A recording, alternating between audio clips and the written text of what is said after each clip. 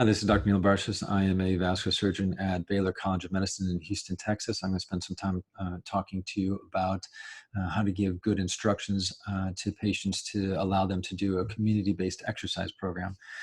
This is important because this is one of the most beneficial interventions that we can provide as surgeons or as clinicians seeing patients with peripheral artery disease, both because of the risk-benefit ratio, overwhelming benefit and very low risk, the cost effectiveness of an exercise program, and the prevalence of peripheral artery disease with or without claudication. So knowing how to give good instructions on this is a really important skill. What I'm going to do is I'm going to go through some highlights of the American Heart Association scientific statement. If you're here at Baylor, you have a link to this in the resources guide that I send out. It's called Optimal Exercise Programs for patients with peripheral artery disease. I'm going to bring out some highlights from this document. I'm also going to add my 2 cents from going on 10 years of on a near weekly basis going through this talk with patients multiple times per clinic,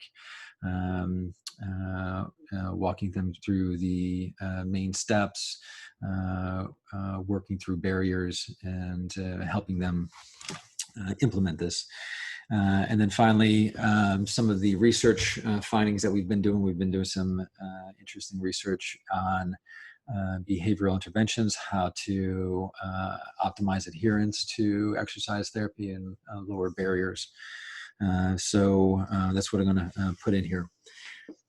First, the clinical situation is this. You've made a clinical diagnosis of claudication based on the 3 common findings of consistent reproducible pain in a muscular territory that is relieved by rest.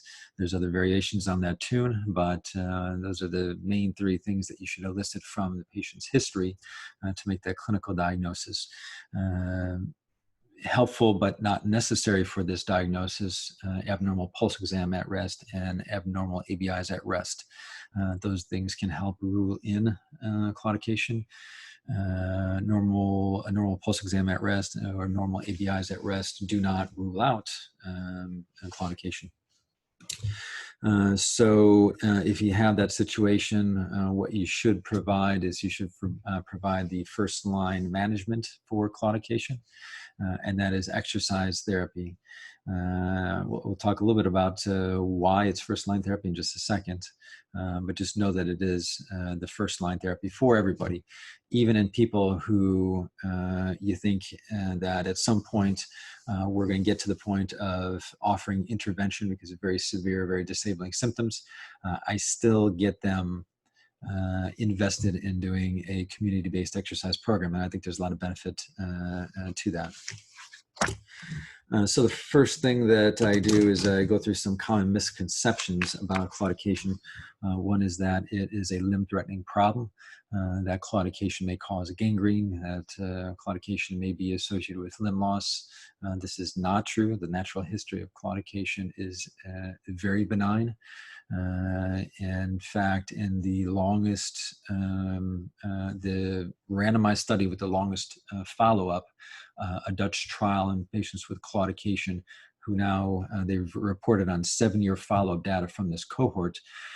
People who are randomized to exercise therapy, 0 limb loss over the course of 7 years.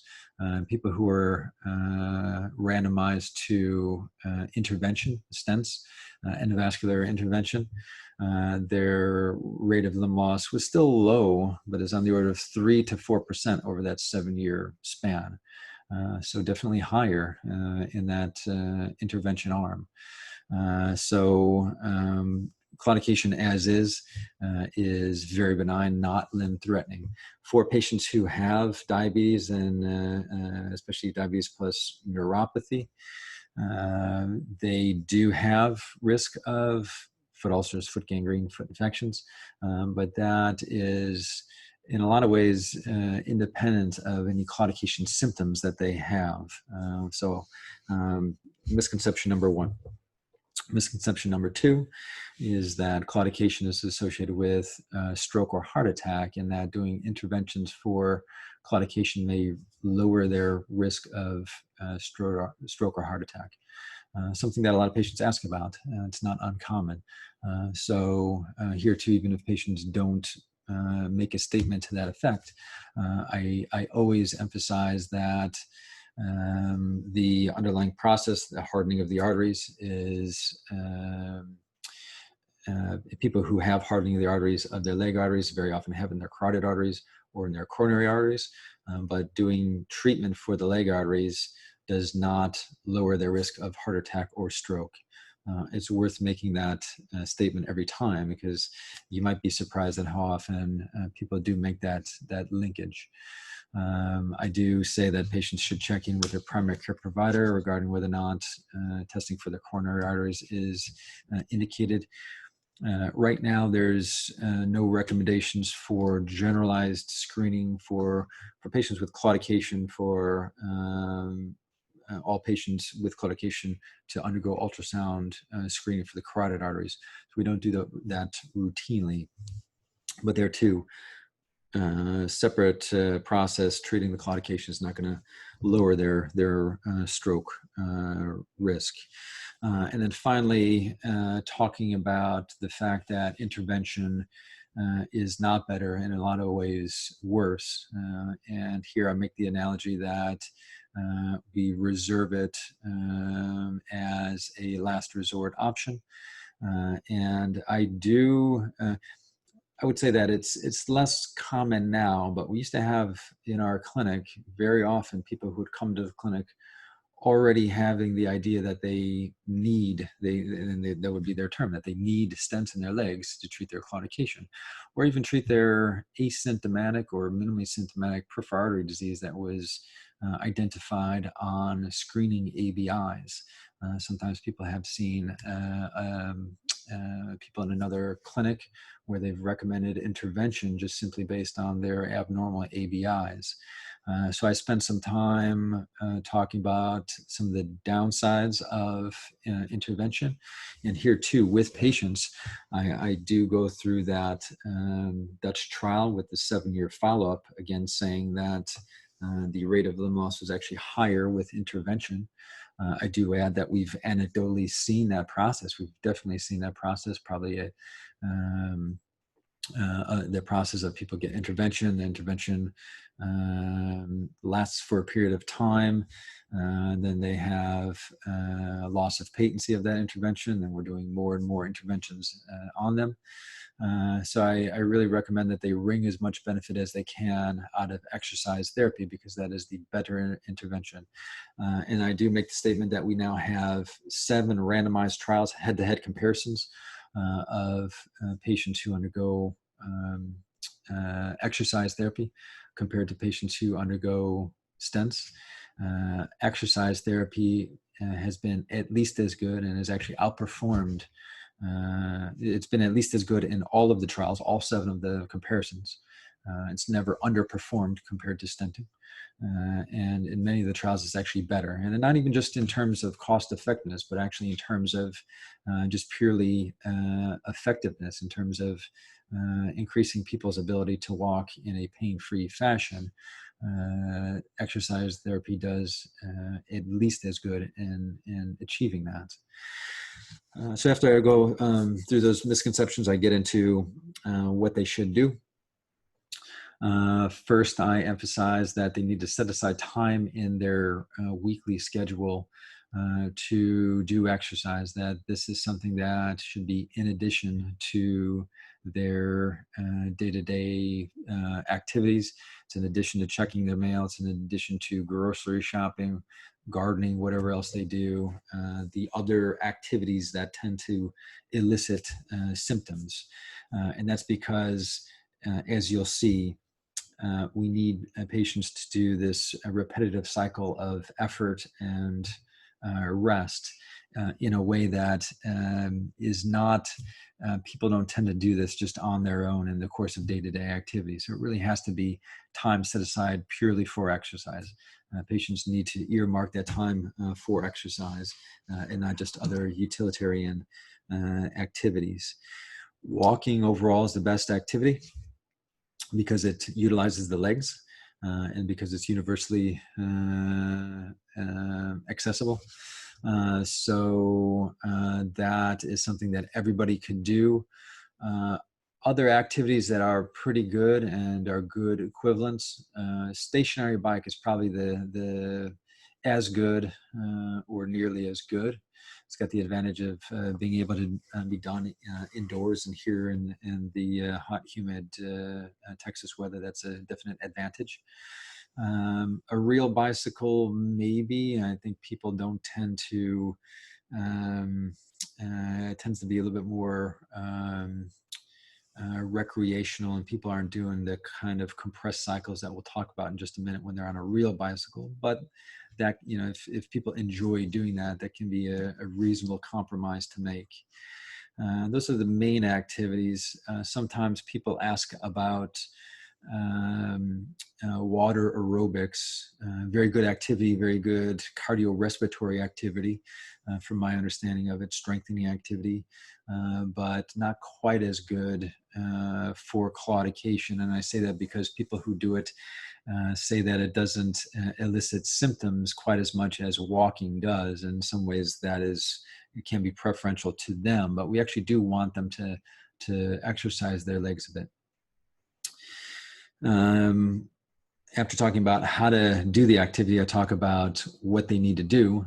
And depending on how severe their symptoms are at baseline, what their baseline level of activity is, I talk to them about a starting point, but I try to get them to the point where they're able to do 30 minutes 3 times a week of this cycle of walking until they get to level 3 or 4 pain, stopping, taking a brief break, and then walking again.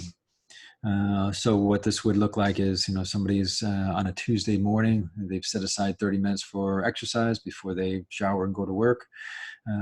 They are going to walk, and it might be 50 feet, it might be 100 feet before they get to level 3 or 4 pain.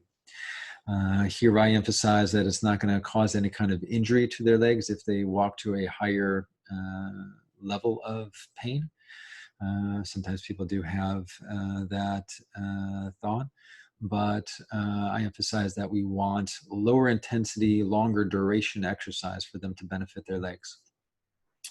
Level 3 or 4 pain, 50 feet, stop, brief break.